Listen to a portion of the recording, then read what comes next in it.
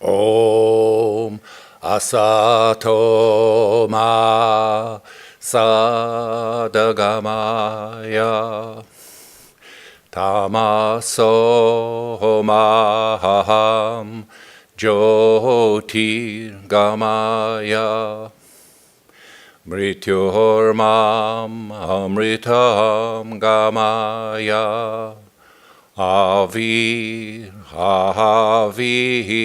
Maedhi Rudra Yate Dakshinam Mukha Tena Maham Pahi Nityam. Om, lead us from the unreal to the real. Lead us from darkness unto light. Lead us from death to immortality, and reach us through and through ourselves, and evermore protect us from ignorance by thy sweet, compassionate face.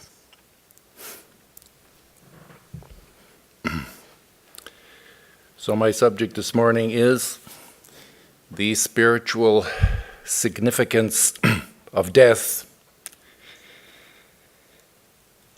Certainly, death is a significant subject of considerable importance for us to attend to, and it's worthy of our attention. But it's not a subject of popular discussion. And, life and death are like two sides of the same coin. And you'd think that just in flipping the coin back and forth, you'd kind of see one side and you'd see the other. You pretty much you would be confronted with both aspects in your course of your life. Consider each one similarly, and you'd think that, that you would think about death every day, and that you would factor it into your daily decision making, and that you would act accordingly. But that's not so. In the Mahabharata, we're told about the five Pandava brothers were in the course of a journey. They're going through a forest. They became very thirsty. And there in the distance, they stopped, and they saw there a lake. And the eldest brother sent the youngest out to the lake to get some water. And the youngest brother, his name was Nakul, he went down to the river, or down to the lake, and there was a crane standing there by the side of the water. And the crane said, "You must not drink from this lake until you can answer my questions." And the young brother just laughed. He took a drink.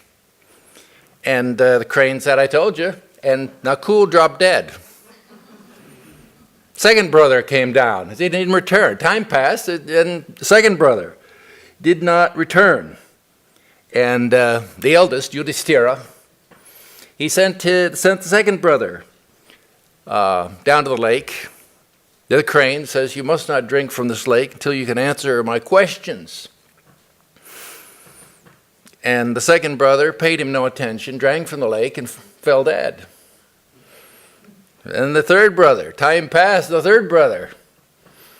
Yudhishthira is wondering, where is the water? These people, Arjuna went down to the lake, Bhima went down to the lake, same thing happened. And then the eldest, Yudhishthira, he went down to the lake. And there he sees the crane. And he recognized that crane as the incarnation of Dharma. And therefore, when the crane spoke and saying, "You must not drink from this water, otherwise, before you answer my questions," you see, your brothers drank without answering the questions. If you answer my questions, I can restore those brothers to life. And so saying, Yudhishthira agreed to answer the questions, and therein follows in the Mahabharata a series of great philosophical questions. The first one of which is apropos to our subject this morning, because the first question that he was asked was, what is the wonder of wonders in this world? And Yudhishthira answered correctly, millions of people die every day, and yet no one themselves thinks that they will die. That was his answer. So,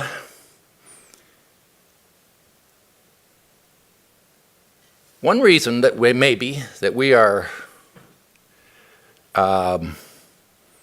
don't like to think of death, or that we don't think of death very often, one reason is that, maybe we lead relatively sheltered lives. And in some ways, we're kind of like if you remember the story of the Prince Siddhartha, who later became the enlightened Buddha, how when he was born, wise men prophesied that he would either become a great king or renounce the world and become a monk. And of course, his father, hearing this,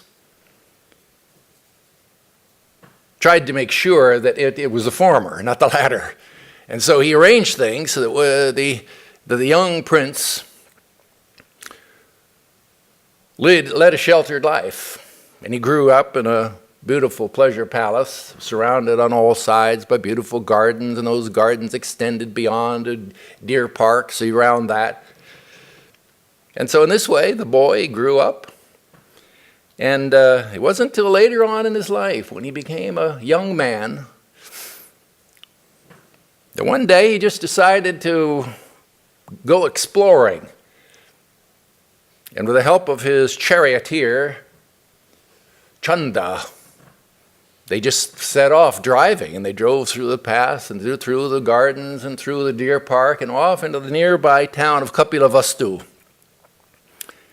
And you remember the story, how for the very first time he saw an old man was walking along there with a cane, tottering along, stumbling, and he asked Chanda, what's wrong with this man? So, "Oh, he's suffering from old age." "Really?" And he's felt very impacted by that revelation. Returned to the palace, and the next day they set off again. He was curious, came into the town, and there they saw a man who was sick. He was very ill. He was being carried along into the hospital. "What's wrong with him?" "Well, he's suffering from a great sickness." "Oh, there is such a thing as sickness." There's a revelation to him. Next day he came, and there he saw another man being carried along in a funeral procession. "Why are all these people crying? Where are they going?" "Oh, this man has died." And the young Prince Siddhartha is just so impacted by that revelation that it made a profound impression on his mind. He returned home, and therein began his great resolve to discover what is the reason for all this suffering, this sickness, this pain and death in the world. And like Siddhartha, similarly maybe to Siddhartha in a way, we lead sheltered lives.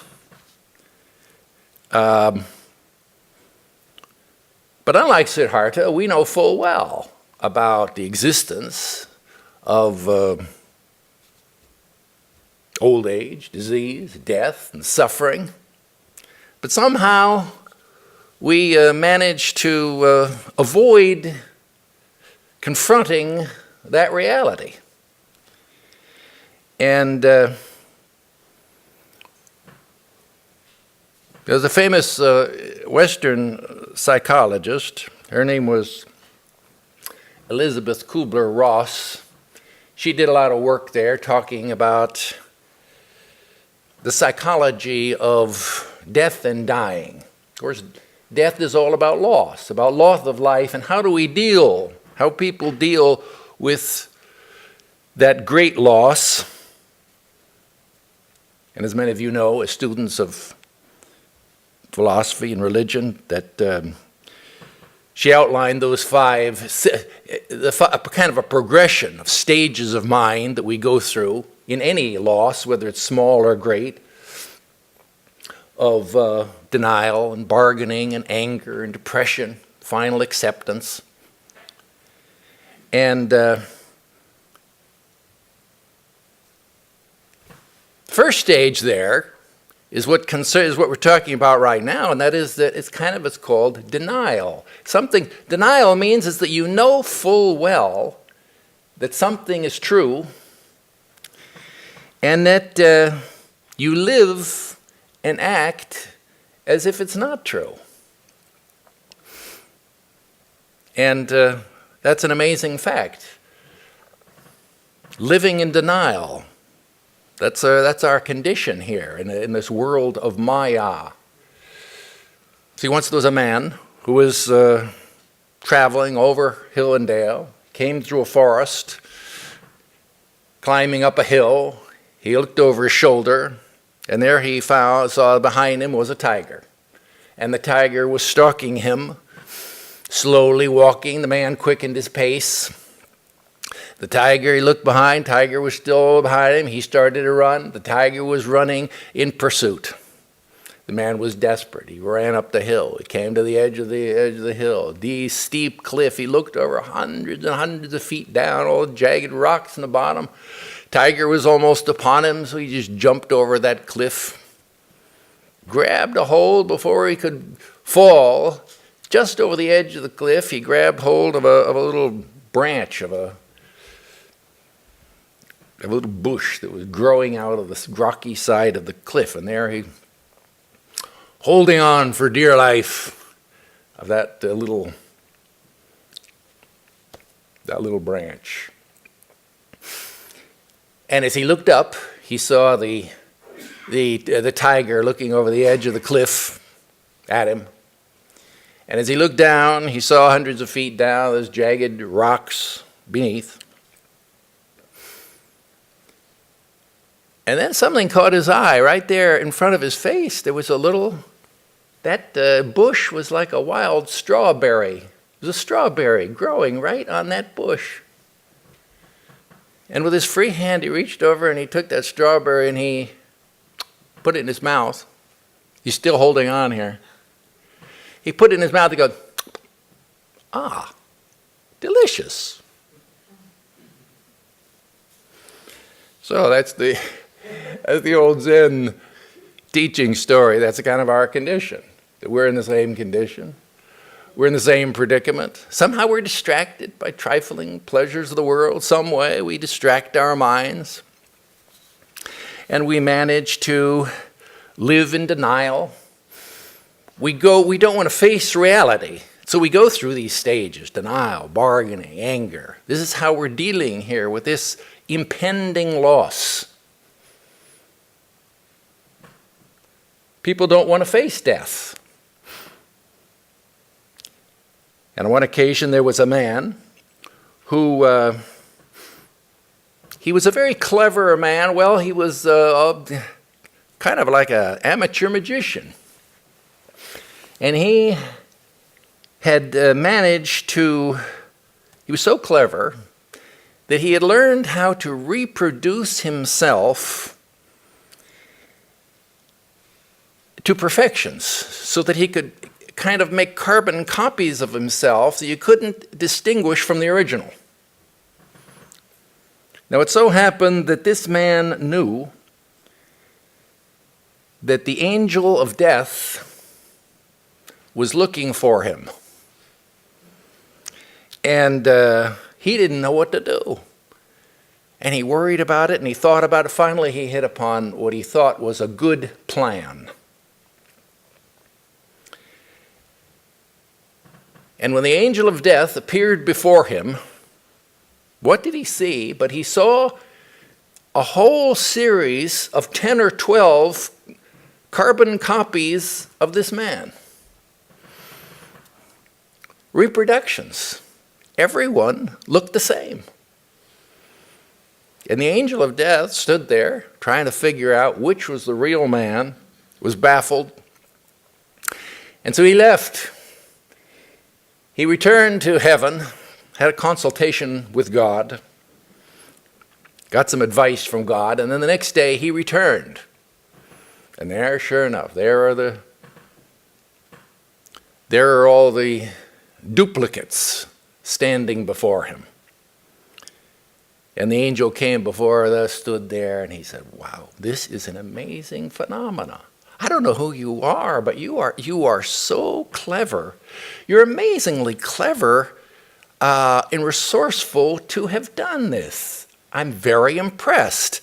But as I look, there is one flaw. There is one big fault in what you've done. And suddenly a man stepped forward and he said, "What? So fault? What fault? I think it's all perfect reproduction." Yes. Well, the angel of death just smiled. Said, "Yes. Well, you see, that's the fault. You see." So he caught the imp of the doer, and so he couldn't avoid his fate. He didn't want to face reality, but somehow in the end, he was taken by the angel of death. And see, once upon a time there was a boy who worked in a country brewery, a mountain brewery. And as the result, as his wages, after he worked there for a while, he was paid his wages in the form of a keg of beer. And the boy took that keg, hoisted it up on his shoulder, and set off to find his fortune. Journeyed over hill and dale. He found that keg of beer was becoming heavier and heavier. He didn't want to carry it anymore. He think, I've got to find somebody that I can drink this with. Sure enough, he saw a man coming down the road. And he was an old man with a long beard. He looked more closely. It was God. And he thought, God, he said, no, I don't want to drink with God. He's too high and mighty. Passed him by. Continued carrying his keg of beer. And it wasn't long before he saw another man. And he was a tall, skinny man. Had a long, pointed tail. Running along, he thought, there's the devil. He said, "Oh, drink with him? No, I don't want to drink with the devil. He's too mean and cruel." So, passed him by. Continued on. The keg was getting heavier. They saw another man coming along. This man was kind of walking slowly along, wearing a long, dark, hooded cape, carrying a sickle along his sides. It was Mr. Death. And the boy thought, Death, well, he's kind of takes everyone impartial. He's detached. Maybe he would be, I think he'd be a good man to drink with. So he offered him a drink. And Mr. Death, he was so happy to be somebody liked him, anyhow.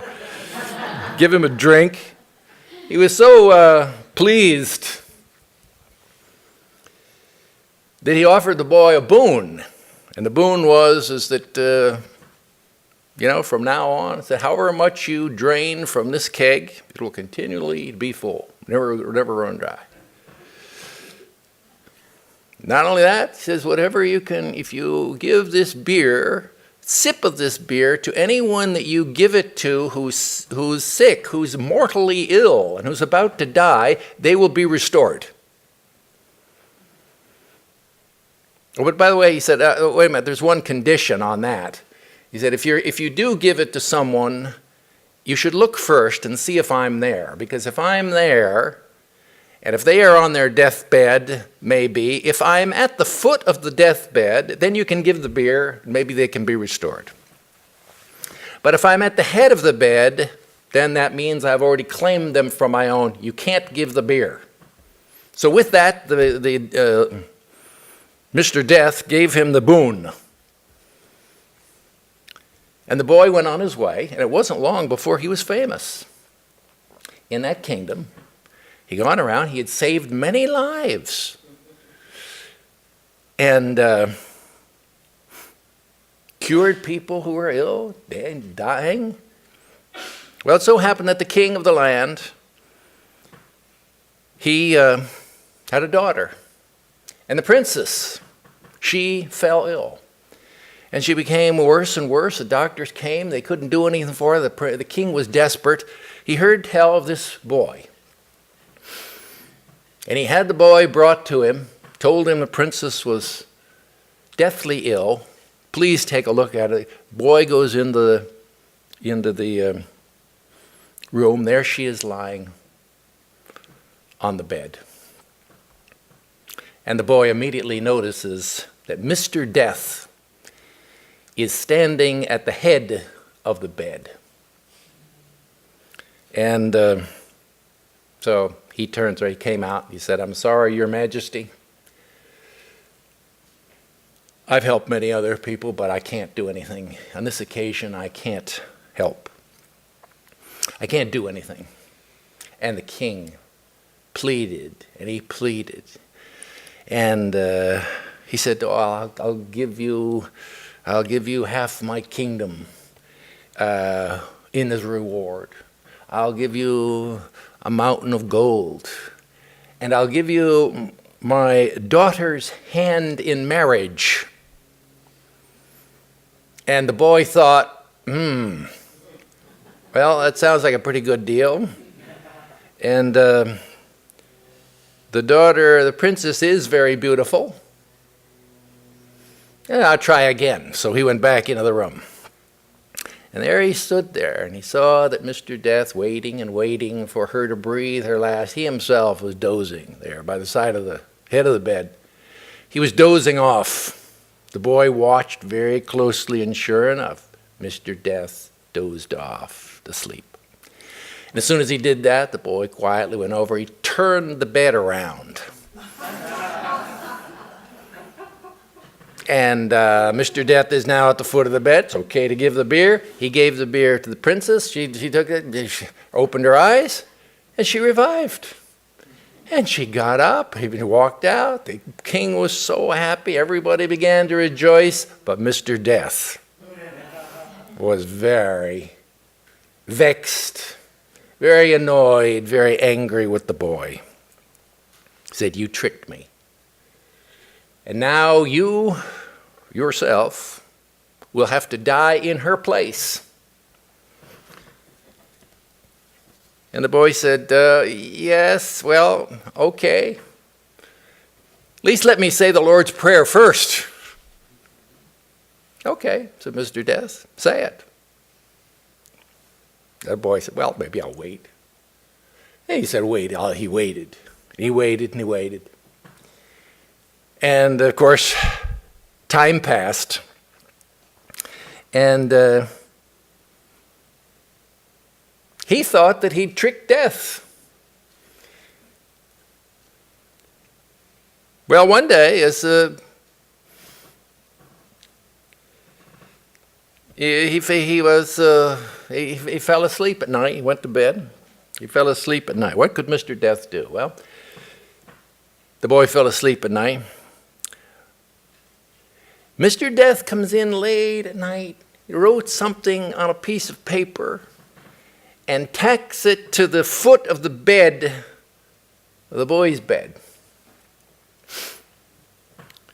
And he slept that whole night. In the morning, he woke up and he was still half asleep and opened his eyes. He didn't know what it was going on. He looked down at the foot of his bed and he saw there a paper. And I said, what does that say? He said, Our Father who art in heaven, hallowed be thy name. Thy kingdom come, will be done on earth as in heaven. And then he realized the power and the glory forever and ever. He realized, it's not, oh my God, I've just said the Lord's Prayer. And sure enough, he looks over, and there was Mr. Death, smiling by the side of the bed. So, the fear of death.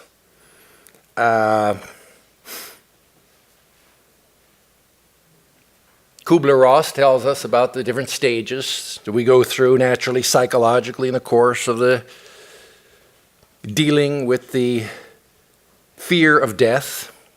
Of course, the reason that we fear death psychologically is simply because we love life so much. And of course, we know, as students of yoga psychology, that it's not really about love of life. It's really about attachment. We're attached to our material things. We're attached to our family, friends, people, places, things. We're attached to our material flesh and blood body, to our persona. In short, we cling to life. And this is why in all religions they teach us that we have to begin to practice some detachment. Detachment is a virtue. And I remember that there was a disciple of Swami Prabhavananda, who was the founder of this Vedanta society. His name was Aldous Huxley, the famous writer.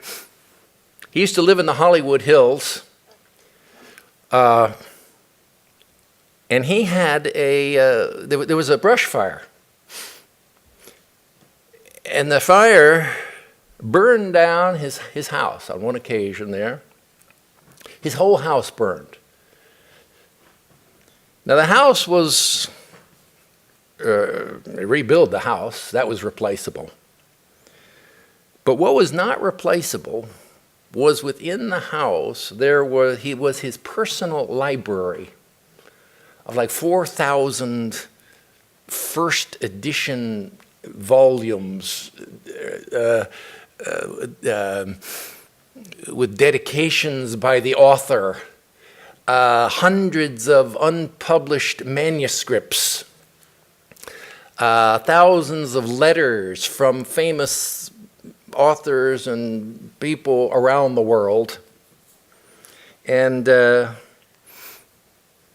maybe most important of all the memorabilia of his family life, all consumed in flames. This all just happened overnight. And it was interesting how Aldous Huxley later, one letter there, he wrote several lines there. He said, well, it seems, he seemed to have, well, very good. It was like, it reads like a good student of the Vedanta philosophy, kind of seemed to take it all philosophically. That somehow all this had been taken from him, and you can't take it with you. And that somehow he managed to deal with that. That was his experience of loss and detachment.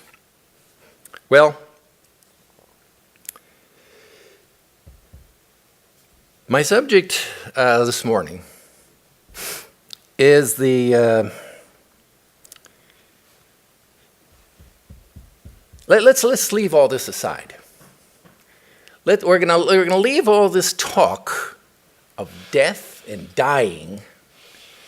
Let's leave all that aside. Let's change our perspective. Because after all, this kind of talk of death and dying, it's all part of Maya and illusion. And the fundamental teaching of the Vedanta philosophy is that there's no such thing as death. What is the significance of death? There is no significance. There is no death. You are a divine immortal soul. And the soul is not born, never born, and it never dies. That's the fundamental teaching of the whole of the wisdom of the East. And if you read in the Bhagavad Gita, if you go to the second chapter of the Bhagavad Gita, you don't have to read the whole Gita if you don't want to. That's 18 chapters. You can just read the first part of the second chapter, and you get the whole essence of the Vedanta philosophy. And in there, as you know, the allegory of the Bhagavad Gita takes place. There's a chariot on the battlefield, the Kauravas and the Pandavas, the great war, in the field of Kurukshetra. And the Sri Krishna, that is the incarnation of God, is instructing Arjuna, his disciple. And Arjuna is in great consternation about all the war and all the death and the dying of his brothers and all of his cousins and his family. And Sri Krishna begins a discourse on the nature of the soul. And there we have beautiful verses there where he begins to discourse on the nature of the soul, that the soul is not born, is not die, having once been, it will never cease to be.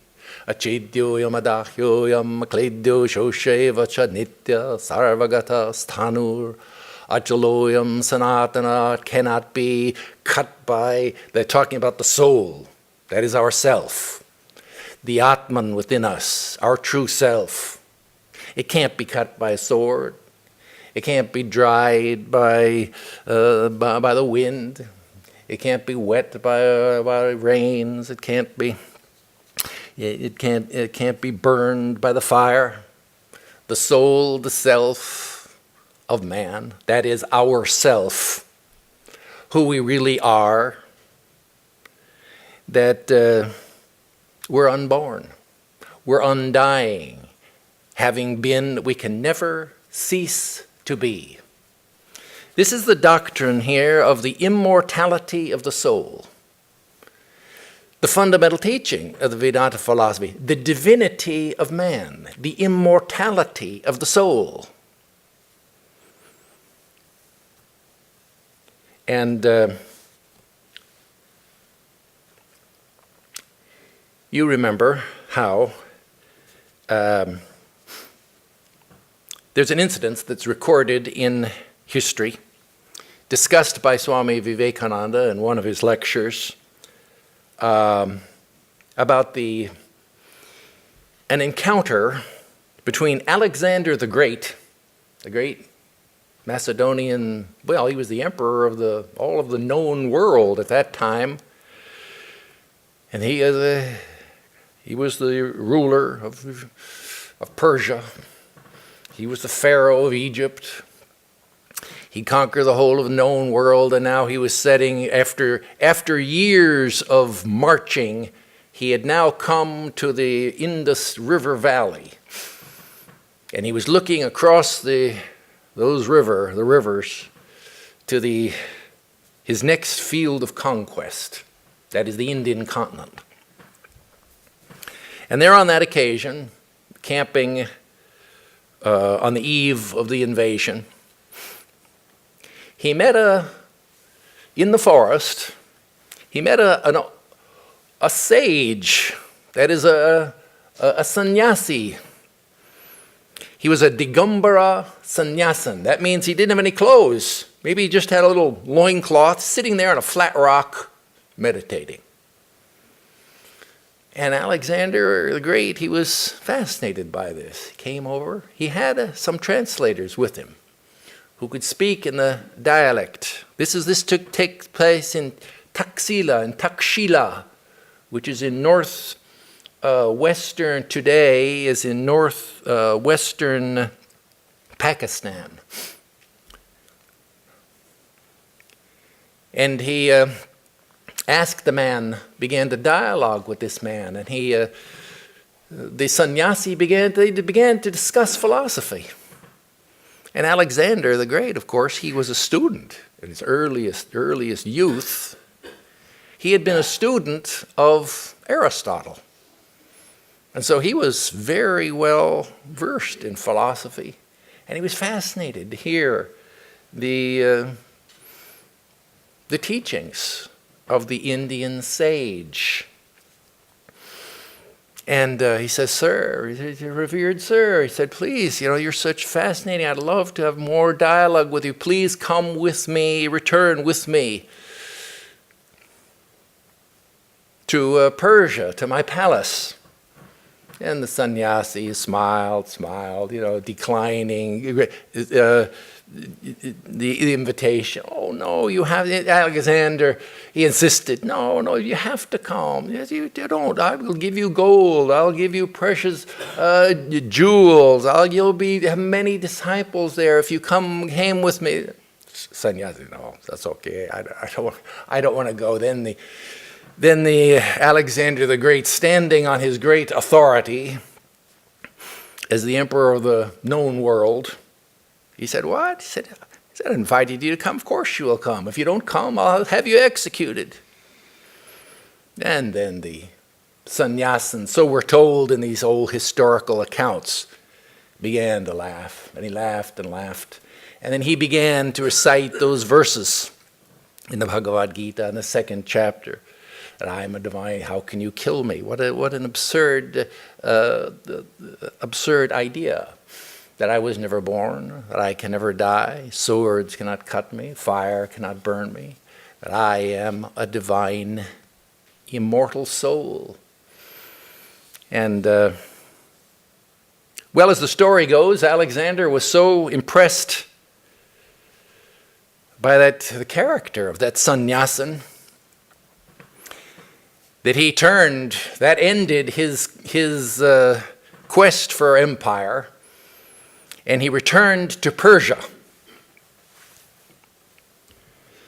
And, well, just as a note to that, as a little addenda, you see, the story, as I tell it, was maybe it was written by devotees. Maybe there's another factor also that, see, his armies had been traveling in campaign for over 2 years, and they were demoralized. They were tired of fighting. They wanted to return home. But they were ready to fight with Alexander.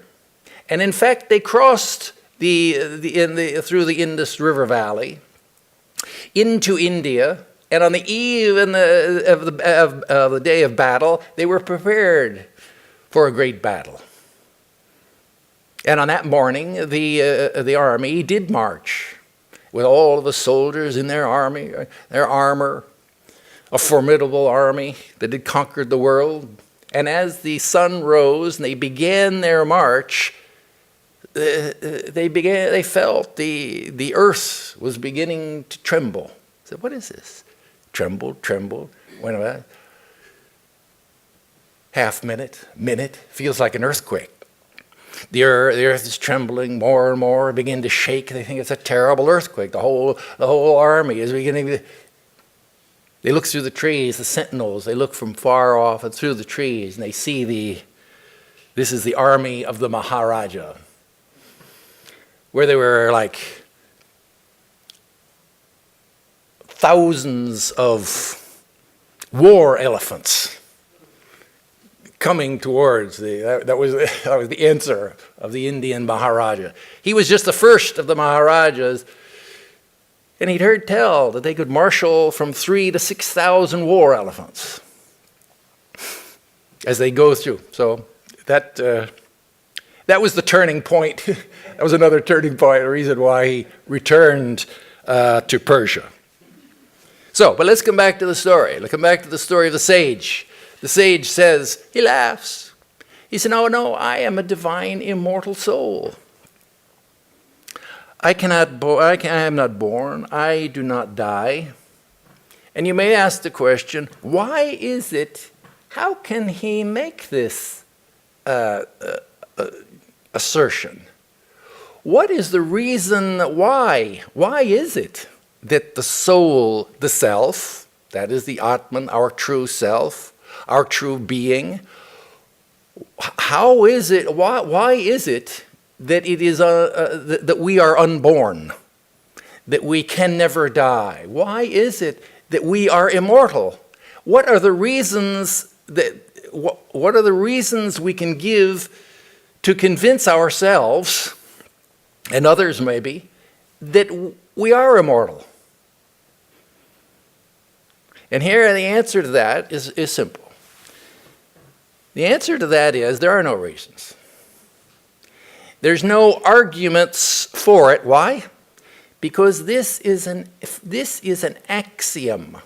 This is a first principle of philosophy. This is the first principle of thought.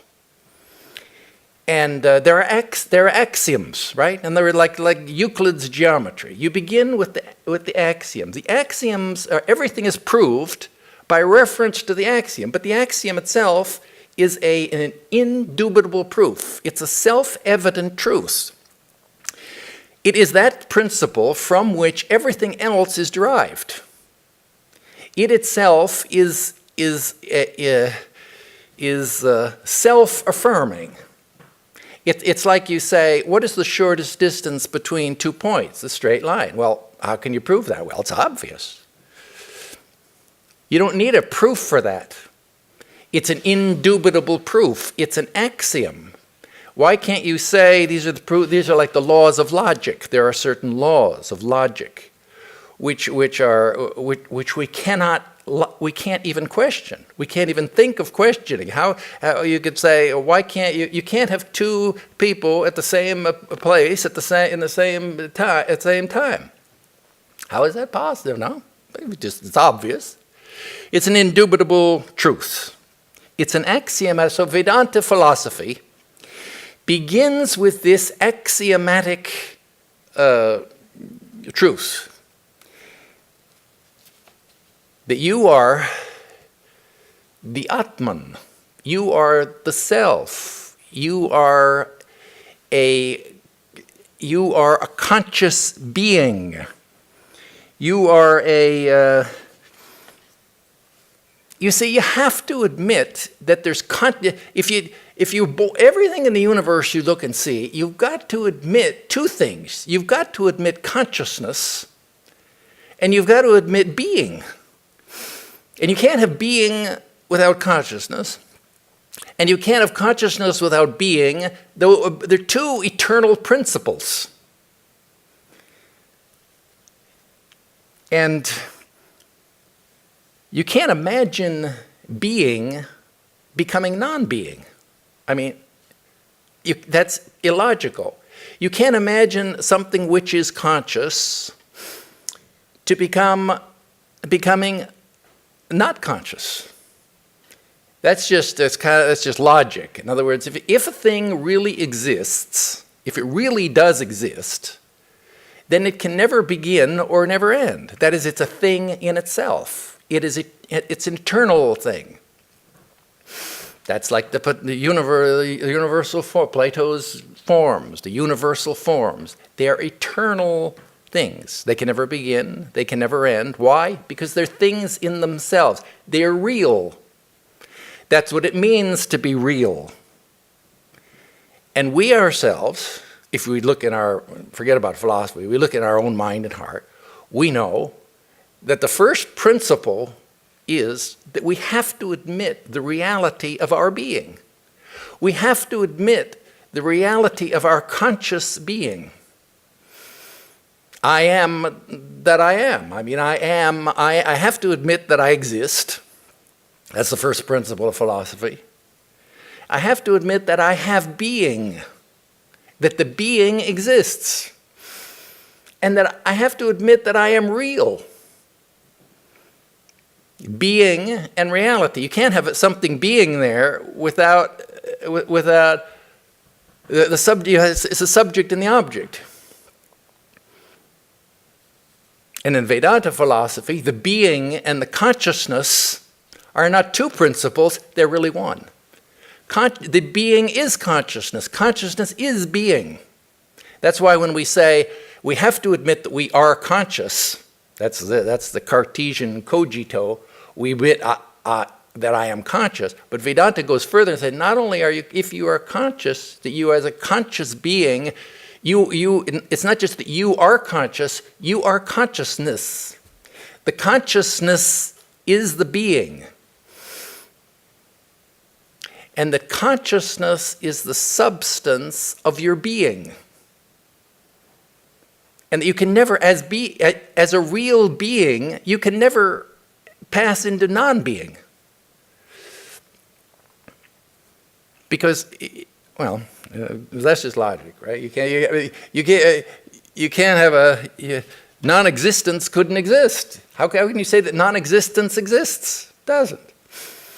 If something exists, then it exists eternally. You can't even imagine that you would ever die, that you would become non-existent. Let's say that you go through in the different religions of the world, they instruct us that, well, it would be good for us to meditate on our death and dying experience. Well, just imagine that, okay, you died, now you're being carried off to the cremation ground. You're sitting there thinking about this. Now you're carried off to the cremation ground. Now you're being loaded up on the funeral pyre.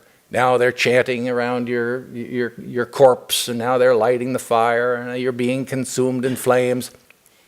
You're imagining and visualizing your own death. But wait a minute. Who is it that's visualizing all this? It's just you. You will always be there. You can never even conceive of yourself being dead or dying or non-existent or unconscious. And this is why at the time of death, the yogis withdraw their consciousness from the gross physical flesh and blood body. As you know, the teaching of the yoga psychology is it's not just we don't just have one body, we have three bodies.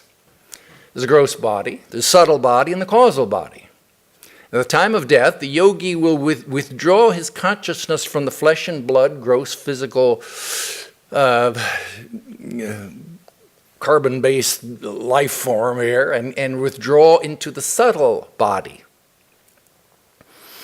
And in the Bhagavad Gita, there it tells us there, where it says the yada samharate chayam kumunganeva sarvasha indriyani indriyartebhya tasya pragya pratishtita. It's a beautiful verses there where it gives the analogy of a tortoise. You tap on the shell of a tortoise, and he feels very threatened. Oh, he's going to die. What does he do? He pulls in his little arms, pulls in his legs, pulls in his head, and he's completely withdrawn all of his limbs into the interior of his being.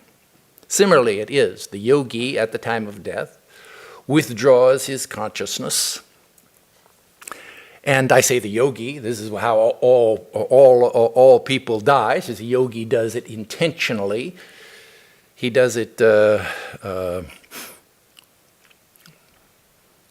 just automatically, withdraws his consciousness into the subtle body and withdraws from the gross body. Now, from the point of view of the observer, there has been a death and dying event here. A person has died, and the people are standing around the deathbed, mourning the loss. But that's from the third person point of view. From the first person subjective point of view of the person who is there, there's no death at all. He has withdrawn himself into his subtle, he still has a body, just as a subtle body. The subtle body is still animated with the same life force. There's no loss of life. There's still the mind, there's still the intelligence, and behind it all there's still the self. So the being here is still largely intact. I mean, it's like you clip your nails or something, that's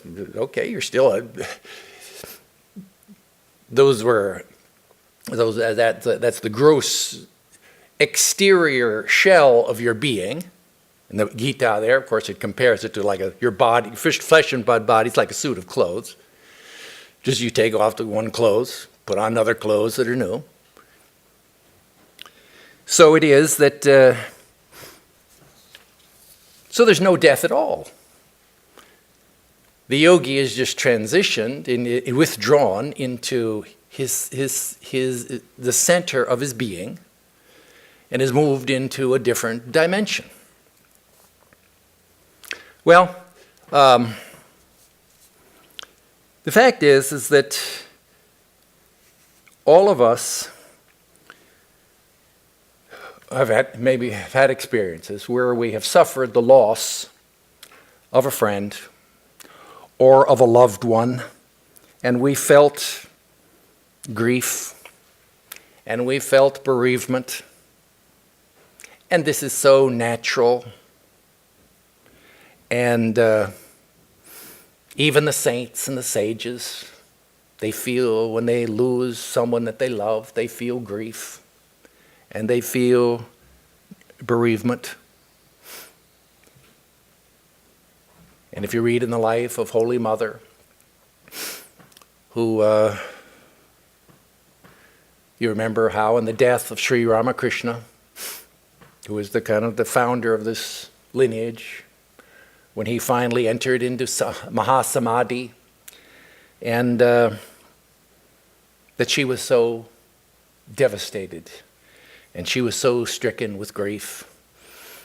And on the day of the cremation there, and the cremation was over, and they found her there in her room, and she's looking, kind of a sad picture. She's looking through her clothes, trying to find a sari that has a widow's sari that has only the black border. That's the custom. The widow has to wear a black bordered sari, can't wear a red border.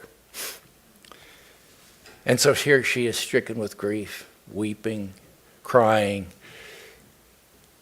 Words to Sri Ramakrishna say, "Why have you left? Why have you left me alone?" And she's looking through her clothes.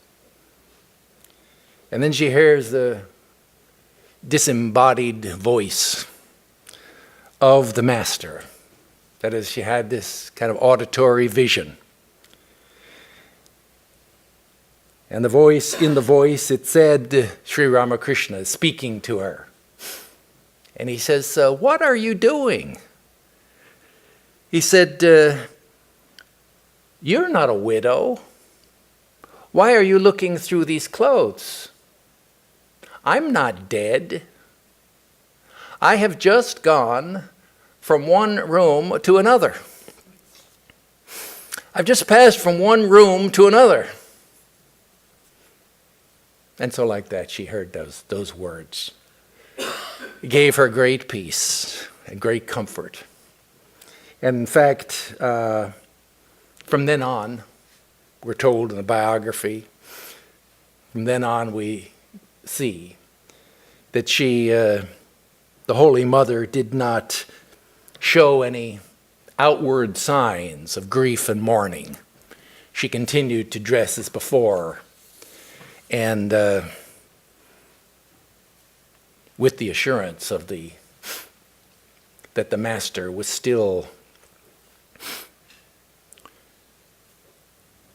alive and in existence.